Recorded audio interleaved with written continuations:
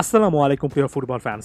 আমাদের অনেকের school, college, ভার্সিটির জীবনগুলো অনেক বেশি করে রঙিন ছিল, কারণ আমরা লিও মেসি, ক্রিস্টিয়ানো রোনালদোর এরার এল ক্লাসিকো দেখেছি।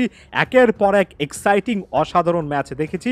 ওই সময়টাতে এল ক্লাসিকো, ওভারঅল লা লিগা, স্প্যানিশ ফুটবল এতটাই আপার ক্লাসে ছিল যে প্রায় প্রতিটা সময় যারা ইপিএল পছন্দ করেন তাদের সঙ্গে লা লিগা যারা প্রেফার করেন বেশি করে মেসি, রোনালদো সমর্থকরা, তাদের একটা আর্গুমেন্ট চলতো ইপিএল বেটার নাকি লা লিগা বেটার। এখন ইপিএল তো বেটার, অবশ্যই বেটার, কত গুণে এগিয়ে থেকে আসলে লা লিগা থেকে বেটার সেটার একটা ক্লিয়ার এভিডেন্স সর্বশেষ এল ক্লাসিকোতে কিন্তু পাওয়া গিয়েছে। দেখুন, ব্যাপারটা শেষ পর্যন্ত গোল ছিল, অর্থাৎ লামিন ইয়ামালের ওই শটটা লাইনটা ক্রস করেছে কিনা, ওটা গোল ছিল কিনা, ওই টাইপের কোনো কথাবার্তা আমি বলতে যাচ্ছি না। তবে সবচেয়ে বড় ফ্যাক্টর এখানে অনেকে যেটা মিস করছেন সেটা হচ্ছে লা লিগাতে গোল লাইন টেকনোলজি নেই। লা লিগাতে আসলে বোঝার উপায় নেই গোল লাইন টেকনোলজির মাধ্যমে যে আসলে এটা ক্লিয়ারলি লাইনটা ক্রস করেছে কিনা। ব্যাপারটা কতটা হাস্যকর দেখুন, লা লিগার স্লোগানে একটা সময় লা লিগা বলতো ইটস নট ফুটবল, ইটস লা লিগা। এখন এটাকে হাস্যরসের বিষয় বানাচ্ছে মানুষ, ইটস নট ফুটবল, ইটস লা লিগা। লা লিগাতে এই টাইপের জিনিসপত্র ঘটে এবং কি কারণে আসলে গোল্ডেন টেকনোলজি নেই সেটা যদি শোনেন আপনি আরও বেশি করে হাসি আসবে। হাভিয়ার তেবাস কিছুদিন আগে একটা স্টেটমেন্টে বলেছেন লা লিগাতে গোল্ডেন টেকনোলজি নেই, কারণ বছরে প্রায় 4 মিলিয়ন ইউরোর মতো খরচ গোল্ডেন টেকনোলজির জন্য হয়। ফার্স্ট ডিভিশন এবং সেকেন্ড ডিভিশনের ক্ষেত্রে একই সঙ্গে সিদ্ধান্তটা নিতে হয় এবং দুটো ডিভিশনের জন্য 2 মিলিয়ন ইউরো করে টোটাল 4 মিলিয়ন ইউরো খরচ হবে এবং এই খরচটা আসলে লা লিগা কর্তৃপক্ষ বাঁচাতে চেয়েছে। আর এই কারণেই হকাই টেকনোলজি বা গোল্ডলাইন টেকনোলজি এই টাইপের কোনো কিছু আমরা দেখিনি।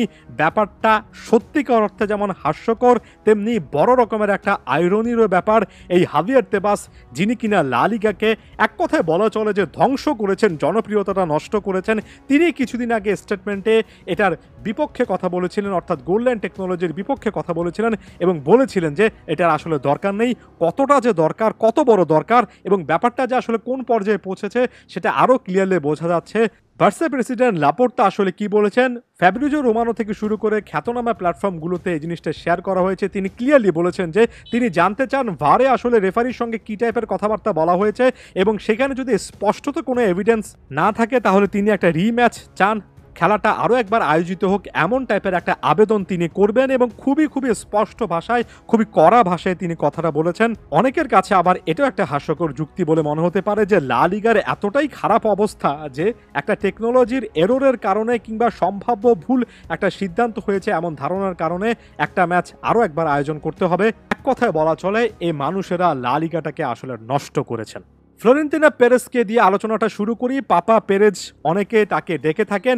রোনালদো আইকনিক লেজেন্ডারি একজন ফুটবলার ছিলেন, রিয়াল মাদ্রিদের ইতিহাসে সর্বোচ্চ গোল স্কোরার। তবে রিয়াল মাদ্রিদের সর্বোচ্চ গোল স্কোরারকে তিনি যেভাবে বিদায় জানিয়েছেন, যেভাবে বিতর্কিত মন্তব্য করেছেন, প্রাপ্য সম্মানটুকু রোনালদো রিয়াল ছাড়ার সময় কিংবা আজ পর্যন্ত কিন্তু সেভাবে অন্তত প্রেসিডেন্ট দেননি এবং সেখানে তার একটা অ্যারোগেন্স দেখা দিয়েছে।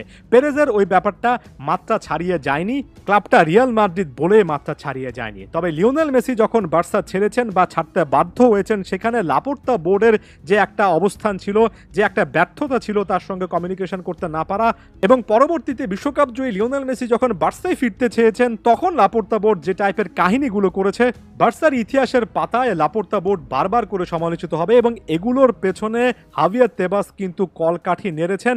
অনেকবারই তার ভূমিকা বিতর্কিত ছিল, অনেকবারই স্যালারি ক্যাপ ইস্যুতে তার যে অবস্থান সেটা কিছুটা হলো বার্সা বিরোধী বা অনেকখানি স্পষ্টত বার্সা বিরোধী বলে মনে হয়েছে। স্যালারি ক্যাপ এমন একটা নীতিমালা যেখানে অবশ্যই একবার ক্যাপ পরিয়ে দিলে, অর্থাৎ খরচের লিমিটটা বসিয়ে দিলে কোনো ক্লাবের কোনো কিছু করার থাকে না, সেটা মানতে হয়। তবে অনেক জায়গা থেকে সেখানে ব্যাপারটাকে একটু শিথিল করার বা নিয়মের মধ্যে থেকে করোনা সিচুয়েশন কিংবা লসের কারণগুলো একটু এক্সামিন করে সেটাকে এতটা জঘন্য নাও বানানো যেত। এগুলো করে হাভিয়ার তেবাস যে জিনিসটা করেছেন, লিওনেল মেসিকে শেষ পর্যন্ত লা লিগা থেকে বা বলা উচিত বার্সা থেকে বিতাড়িত করতে একটা সাইলেন্ট রোল প্লে করেছেন। সমস্যাটা কি হয়েছে, রোনালদো যাওয়ার পর যখন মেসিও চলে গিয়েছেন, লা লিগার ওভারঅল রেভিনিউতেও তো সেখানে বড় রকমের সমস্যা হয়েছে। লা লিগা এখন কয়জন দেখেন, আগে কয়জন দেখেন, বা দেখতেন, এগুলো যদি হিসাব করতে যাই তাহলে লা লিগা এ মোমেন্টে ইপিএল এর পরে সেকেন্ড র্যাঙ্কিংও থাকার মতো একটা লিগ নয়। দিনের পর দিন এটার মান খারাপ হচ্ছে এবং হাভিয়ার তেবাস মাত্র 4 মিলিয়ন ইউরো, একটা সময় এত প্রফিটেবল লা লিগার কথা বলছি, সেটা তুলনায় মাত্র 4 মিলিয়ন ইউরোর জন্য গোল্ডেন টেকনোলজি ইউজ করতে পারছেন না। একেবারে নিজের পায়ে নিজে কুড়াল মেরেছেন এই ব্যক্তিগুলো। রিয়াল মাদ্রিদ এখনো সেটার জন্য ভুগছে না, রিয়াল মাদ্রিদ সেটার জন্য ভুগবে না, কারণ ফ্লোরেন্তিনো পেরেসকে আর যাই হোক নিজের দলের জন্য একেবারে সবচেয়ে খারাপ সিদ্ধান্ত নিতে আমি দেখিনি। তবে হাভিয়ার তেবাস যা করেছেন, লাপোর্তা লিওনেল মেসিকে কেন্দ্র করে যা করেছেন, সকল কিছুর যোগ সাজসে এই জিনিসটা বলা যায় আসলে এই জিনিসটা সবচেয়ে বড় ক্ষতিকারক হয়েছে লা লিগার জন্য, যে এতটাই খারাপ অবস্থা যে গোল্ডেন টেকনোলজি ইউজ করার ক্ষেত্রে তারা টাকা বাঁচানোর কথা চিন্তা করছেন। জানি না হাভিয়ার তেবাস এগুলোর আসলে কোনো উত্তর দিতে পারবেন কিনা।